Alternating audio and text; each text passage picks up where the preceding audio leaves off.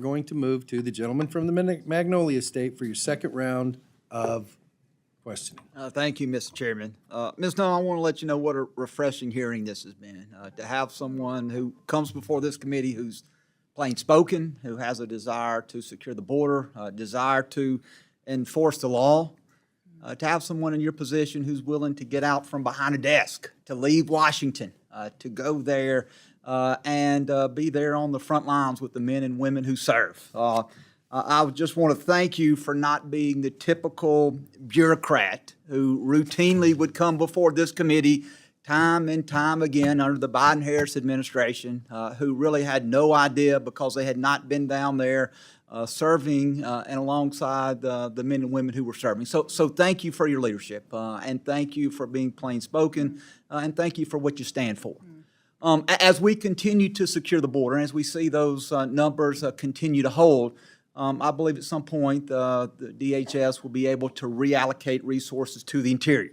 That once those allocations or those resources have been reallocated, that we'll see those numbers of interior enforcement, we'll see those numbers increase. And one of the things that we have to do as we are contemplating this appropriations package for next year is we have to figure out the number of detention beds. And I know that the detention beds have been something of a contention with the previous administration. They always came in with an extremely low number of detention beds, knowing that Republicans then would always plus up that number to make sure that we had the number necessary.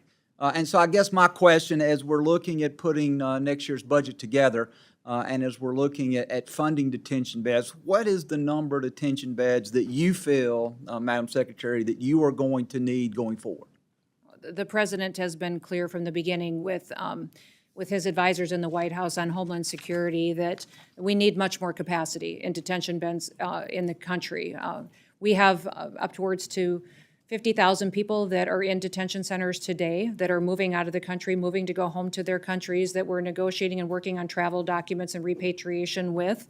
But we have the ability to go out and act quicker in this country, but need the space in which to hold them until those processes can take place. So we need upwards to an additional 50,000 beds, 60,000 beds in order to make sure that we have the ability to not slow down enforcement operations and bring bad actors and criminals and those with final removable orders into our authority so that we can move them out faster. So, the Madam whole— Secretary, if I'm not trying to cut you off, but a lack of detention beds could be a real deterrent to your men and women being able to perform the mission that they need to do. Absolutely. And so if Congress wants to get serious about protecting the American people, then we're going to have to fund not only the manpower that you need, but we're going to have to fund the detention beds so those individuals can be detained, they can be brought before a judge, and then they can be ordered to be removed. Is that correct? That is correct. And I would also just clarify and make a point that the request from reconciliation, $175 billion, is for this term of this president for the 4 years. And